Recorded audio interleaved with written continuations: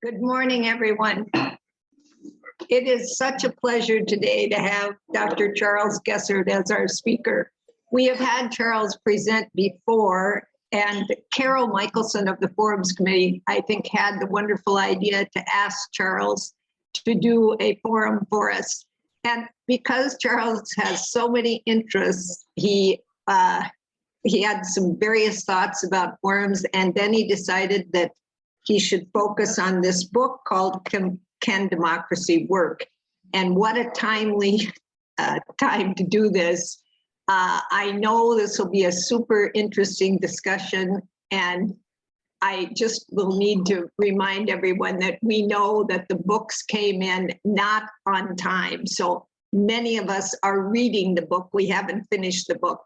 But I can't wait to hear what Charles has to say. And I know that we'll have lots of good questions at the end. So thank you, Charles, so much for being willing to talk to our congregation today. We look forward to it.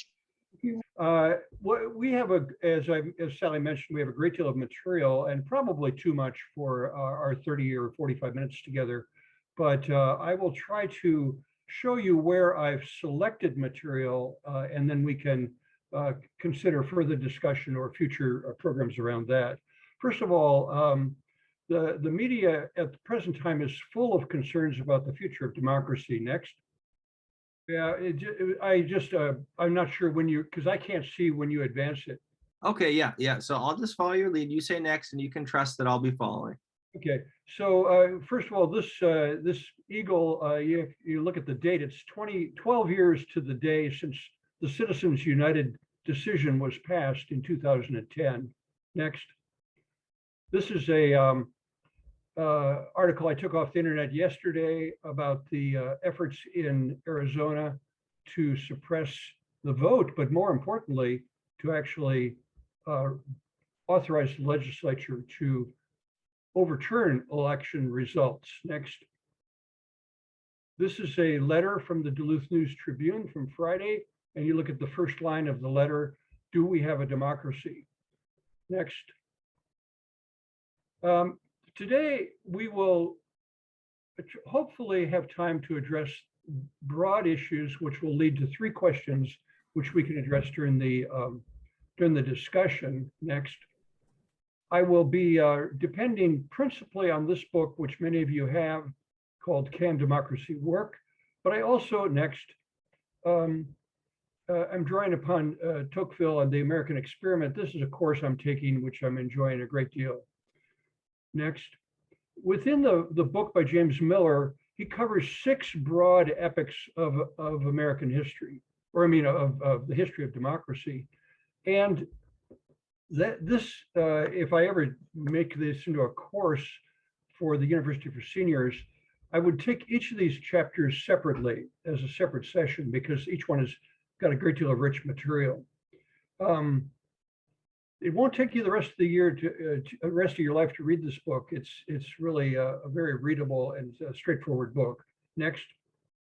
Now, today I've boiled it down to several basic concepts of democracy. The weaknesses in particular, I'm really focusing on the weaknesses of democracy because that's what's in the news and that's what we have to be concerned about. And then challenges in our current political environment. Next. Now, over the 2,000 plus years of democracy, in general, rulers have been more than just hesitant. They've been actually appalled by the idea of direct democracy. And by direct democracy, which is a term I'll use a great deal, I'm referring to the direct power to make decisions by the public, not just to elect people, but to actually make decisions. In general, ruling elites and kings, monarchs, autocrats, totalitarians have all feared putting the power in the hands of the people. And so even during the American Revolution, a great number of checks and balances were put into place to constrain direct democracy. And some of the ones that are most familiar to us are the Senate, of course, which has unequal representation, and the Electoral College. Now, I I think the Electoral College certainly produces some unexpected results. Next. And throughout this talk, I will be depending upon the cartoons of Clay Bennett, who's at the Chattanooga Times Free Press. He's the best political cartoonist on earth, as far as I'm concerned, if only because I agree with him most of the time. Next. Modern efforts to include more or less all citizens in the electorate are brand new. This has not been the history of democracy. In fact, modern concepts of voting rights would have horrified the Athenians and even the leaders of the American and French revolutions. Next. This is a quote from following the French Revolution. The right to vote was restricted to active citizens, people who owned property. And in that era, it was considered a truism that people with no property were too dependent on others to have a mind of their own and too busy working to ponder public affairs. Now, bear in mind that this is from the French Revolution, which was one of the more advanced and adventuresome experiments in democracy. And yet the property ownership requirement was taken for granted. Next. As you can see from this, the use of property requirements or tax-paying prerequisites is not something of a bygone era. It was not outlawed at the federal level until 1964. It continues today with what Michelle Alexander describes in The New Jim Crow. Mass incarceration has created a new and in many states permanent barrier to voting, disproportionately affecting minorities and the poor. Next. Now, the second of the basic concepts of democracy I'd like to touch on, however briefly, is that of individual rights. Again, the modern concepts of democracy as a protector of individual rights are brand new. This is not something that was part of the original conception of democracy. Next. As you can see, Athens did not focus on, or perhaps did not recognize, the concept of individual human rights.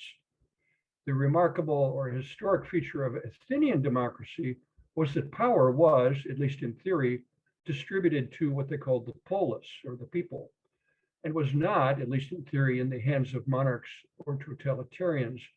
It's worth, by the way, doing a close reading of ancient Athens democracy, because it's not nearly as pure and romantic as we sometimes think of it. Next. Here is an interesting legacy from the Athenian democracy, particularly the second quote. This is essentially moving to our third basic concept of democracy, which is direct versus representative democracy. Perhaps it would be fair to say that a myth or image of direct democracy has haunted advocates for democracy throughout its long history. I say myth in sort of air quotes, or image, because the degree to which average citizens held power in ancient Athens is very questionable. And it has been used to argue against all power to the people for 2,000 years. This quote about Plato and Xenophon is really interesting because they looked at the trial of Socrates as an example of the tyranny of the majority. In other words, principles were abandoned because the majority could take power. Next. Following the French Revolution, there were some very strong arguments against any efforts that would move away from direct democracy. As a matter of fact, these two quotes here are from early in the years after the French Revolution. These views didn't last, but they were initially, some of the principles of the French Revolution were very strongly advocating for direct decision-making by the population. Next. Now, here's something I'd like us to spend a little bit of time thinking about. Direct democracy must be something more than two wolves and a sheep voting on what to have for dinner. That's more than just a witty aphorism. It actually contains a hard truth. Direct democracy in its most unfettered forms would have the potential, or perhaps the likelihood or inevitability, of having the majority exploit the minority, any minority. A law could be proposed that placed higher taxes on, say, Jews or Chinese. And in a pure democracy, there would be nothing that would prevent it from becoming law. So what this statement really is saying is that there must be institutions developed that hold a pure or direct democracy within limits based upon principles. Next. Now, those efforts to essentially curtail, to introduce departures from direct democracy, or a sense to limit direct democracy, have sometimes produced surprising or inexplicable results. And I return to Clay Bennett next. Now, I don't mean to pick on Trump. This could be George W. Bush on the mat, and it would be the exact same cartoon. Next. Over time, the great mass of politicians have turned to a recognition of the need for a representative democracy. They have actually introduced two broad principles that soften the strength of direct democracy. First of all, there are institutional changes, or let's say institutions, that have assured that powers held by other interests, such as the states or propertied classes or administrators, are held and preserved even in the face of some aspects of direct democracy. For example, we are unlikely to see an abolishment of the Electoral College in our lifetimes, because the Constitution provides that 75% of the states have to approve a change to do away with the Electoral College. Well, there is nowhere near 75% of the states that would benefit from doing away with the Electoral College. Secondly, we've moved toward a broad recognition of representative democracy, meaning that populations do not make decisions directly. They more elect representatives to make the decision making. Next. Now, even Robespierre, who was one of the most strident advocates for direct democracy, eventually came around, as we can see in what it says here. It's worth noting that everything they can do well and everything they cannot do well in this quote hinge in large part on the size of the community. As one looks to larger nations who have to deal with foreign policy and currency stability and international trade and interstate trade, more and more specialized expertise is essential. Conversely, as trumpeted by Tocqueville, local government is not only the best exemplar of democracy at work, but participation in local issues is the cradle of all democracy, in Tocqueville's opinion. This, by the way, will lead to one of my conclusions today, and that is that what we need to be doing as a society is to be more active, if anything, in our local government, because it is the cradle of democracy. Next. These are quotes from the American Revolution founding fathers, and clearly they were concerned about and skeptical about direct democracy. Next. Now, this cartoon is not by Clay Bennett, but it is obviously not about direct democracy. It's more about sovereign citizens and the rejection of common interests of any kind. But it does serve to remind me that direct democracy is not evenly distributed in the United States. The tools of direct democracy, referenda, propositions, initiatives, recalls, are all more frequently used in the West than in the East. Next. So now we turn to some of the generic weaknesses of democracy. I notice I'm not cheering any of you up, but in any event, we do need to reflect upon, these are the vulnerabilities of democracy. They're not specific to our time and place. In fact, the weaknesses that led to these weaknesses led the founders of the American Republic to institute their elaborate system of checks and balances. Next.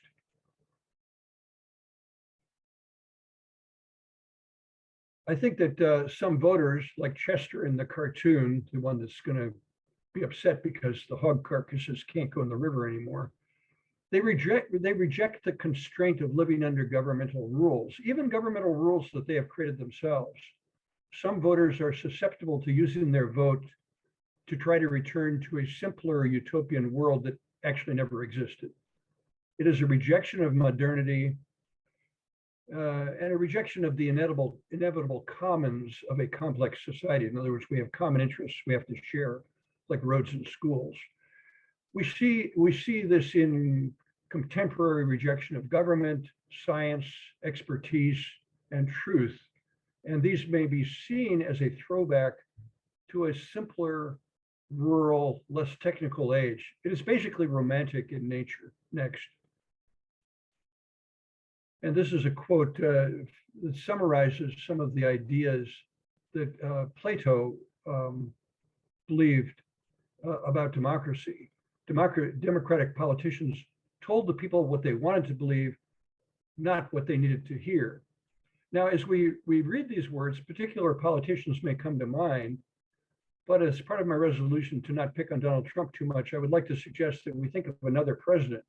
Andrew Jackson would be my candidate. James Miller had a good deal to say about Andrew Jackson. Next. These are three quotes from the Miller book about Andrew Jackson. He was a classic demagogue, boorish commoner who pandered to the rabble. His most indomitable political passion was hatred, especially for Indians. And during his campaign, he was marshaling outrageous lies and various forms of character assassination disseminated through the mass media of the day. Personally, I'm in favor of taking Jackson off the $20 bill. Next.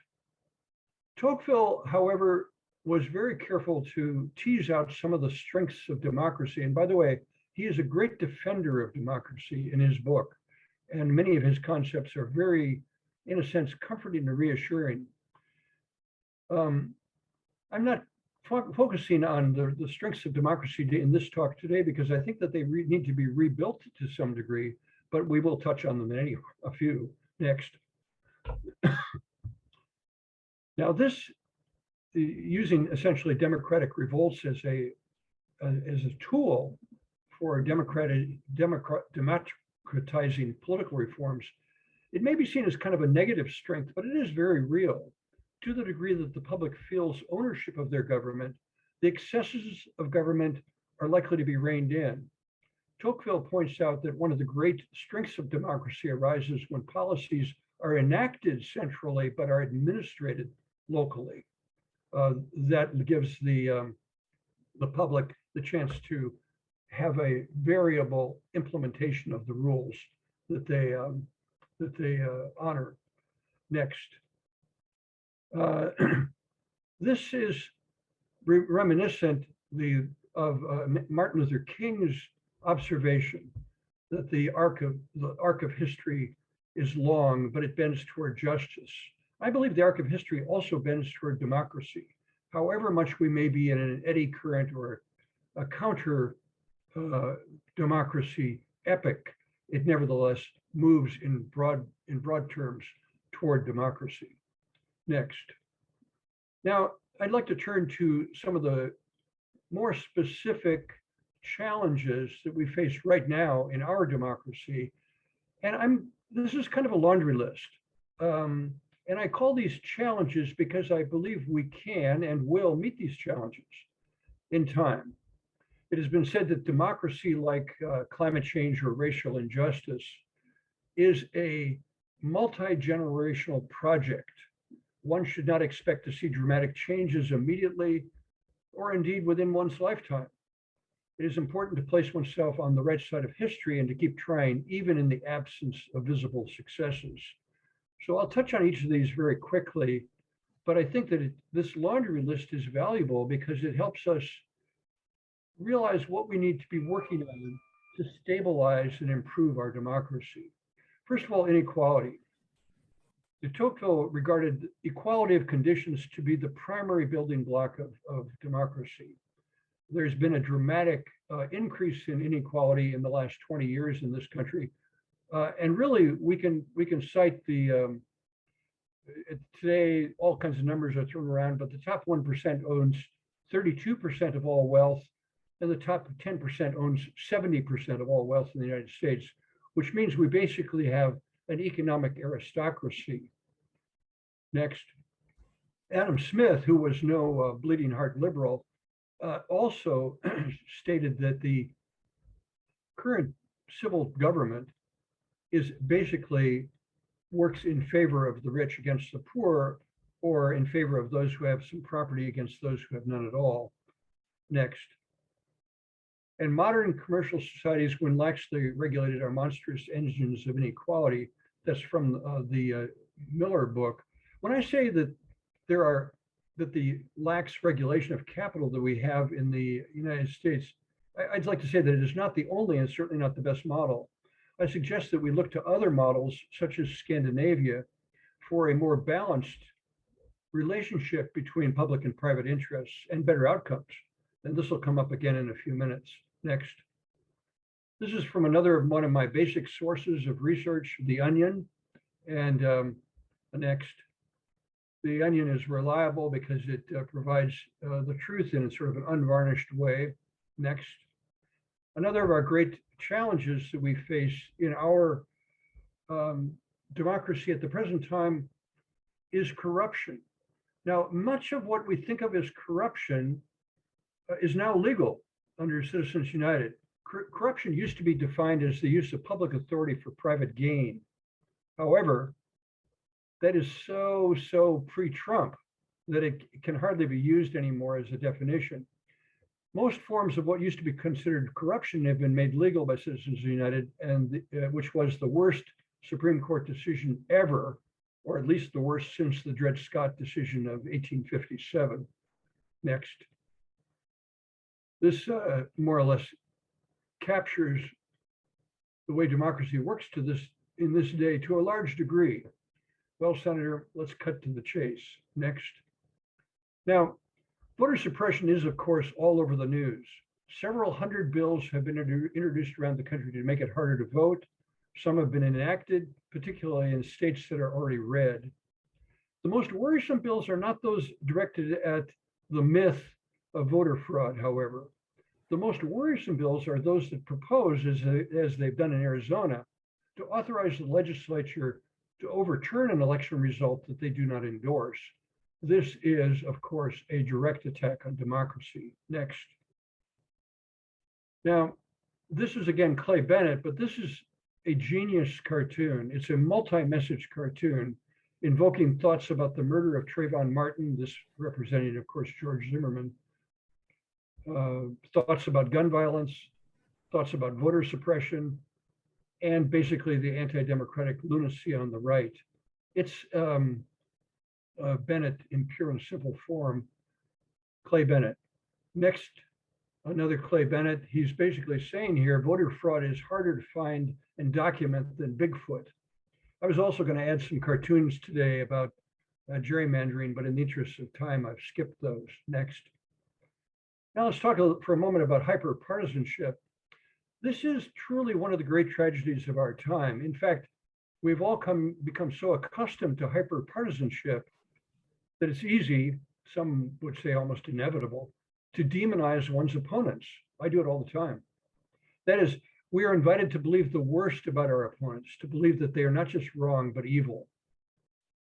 This opens the door to hatred and to a view of one's opponents as less than fully deserving of citizenship and of protection.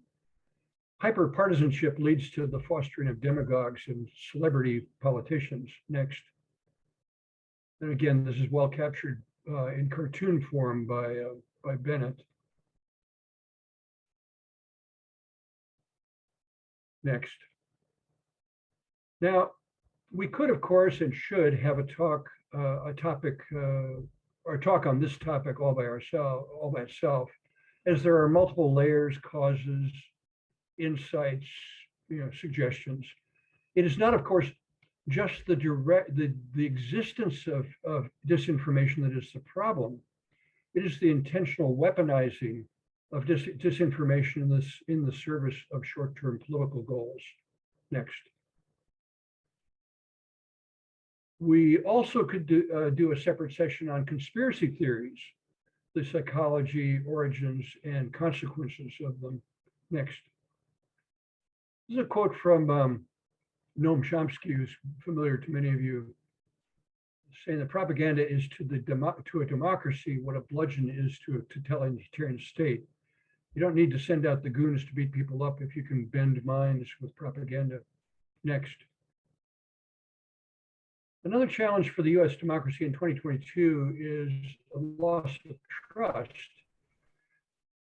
It is perhaps most obvious in reference to, I think, also of science, loss of trust in scholarship, in federal agencies like the CDC and FDA, loss of trust in learning, leadership, democracy. It is, the list is fairly long. Next. In Can Democracy Work?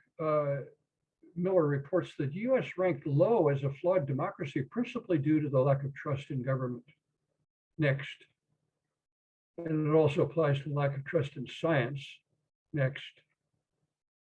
Now, this is Samuel P. Huntington, a very well-known Harvard intellectual. He framed the issue of trust in terms of the tension between direct democracy, in which voters make decisions directly and can trust their decisions in that sense, and representative democracy, in which we look to the expertise of specialists and professionals. Representative democracy, if carried to its next logical step, requires not only trust in the people that you elect, but trust in the experts and specialists and administrators that your elected representatives must rely upon. In other words, trust is a big part of a representative democracy. Next. Now, in this instance, I think that Bennett is being a little unfair because the revolt against the thinker is not a purely Republican revolt. It includes a wider swath of the American public that has come to distrust authority in any form. By the way, I cannot help but wonder why people who do not trust elections bother to vote. Next. So I ask now a final question before we turn to the Q&A. This is a disturbing question, but it's one we need to have on the table. Do we live in a democracy, or are we witnessing the rise of fascism? Next. Perhaps we do not live in a democracy. Perhaps we live in a post-democracy nation.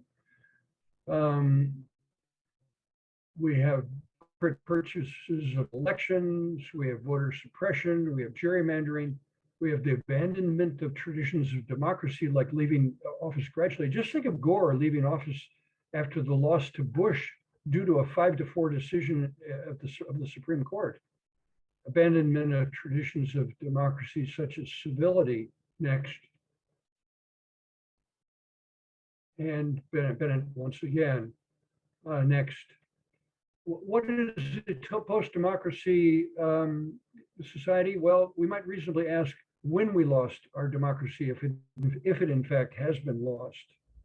Today, we certainly have rising partisanship, demonizing the opposition, which we are all guilty of, distrust of elections, and even distrust of the judiciary, especially the judiciary created by Mitch McConnell.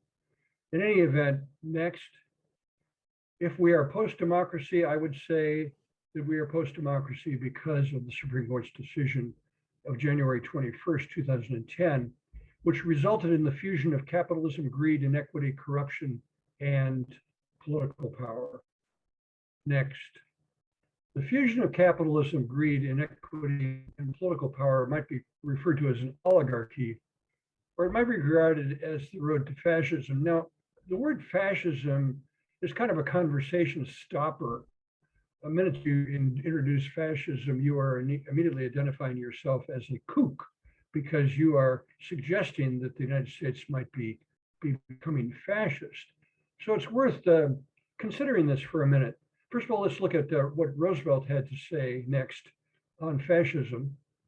The liberty of a democracy is not safe if the people tolerate the growth of private power to the point where it becomes stronger than the democratic state itself. Oh, next. And so fascism, this is a dictionary definition, is a form of far-right authoritarian ultranationalism characterized by dictatorial power. Well, thank goodness that's not us. Next. But the essential elements of fascism are xenophobia, opposition to immigration, belief in national exceptionalism, abandonment of traditions of cooperation and collaboration, willingness to resort to violence, assumption that leaders are above the law, disparagement of elections and democratic processes, and control of the courts. Sigh. Next. So let's turn to the question raised by the title of the book, Can Democracy Work? My answer is yes, but we have work to do. Next. This is back to my point that democracy is a process that has no endpoint. It's part of a multi-generational effort. I'll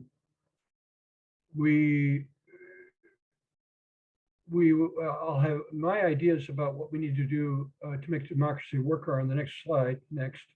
But I'm hoping that you will have ideas of your own.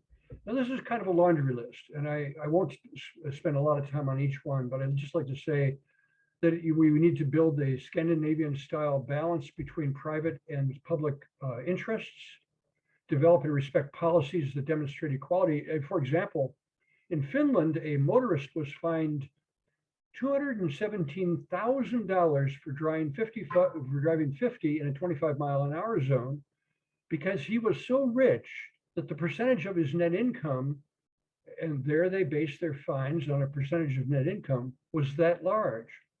You can also try a thought experiment about policies that demonstrate equality. In what sense is bail an aristocratic concept? The answer is that the rich can buy their way out of jail while the poor languish for this crime. In equality, we have to overturn Citizens United because in an equality democracy, everyone has an equal stake in preserving the democracy. And I will personally consider recognizing corporations as persons when Texas executes one. That's an old joke. Next. Lastly, two quotes from Winston Churchill on both sides of the argument. First of all, the best argument against democracy is a 5-minute conversation with the average voter. But then the next slide, it has been said that democracy is the worst form of government, except for all of those other forms that have been tried from time to time. So let's turn to discussion. We still have about 10 or 15 minutes. And so I would, perhaps Brett, you could unmute everybody and we could hear what people have to say.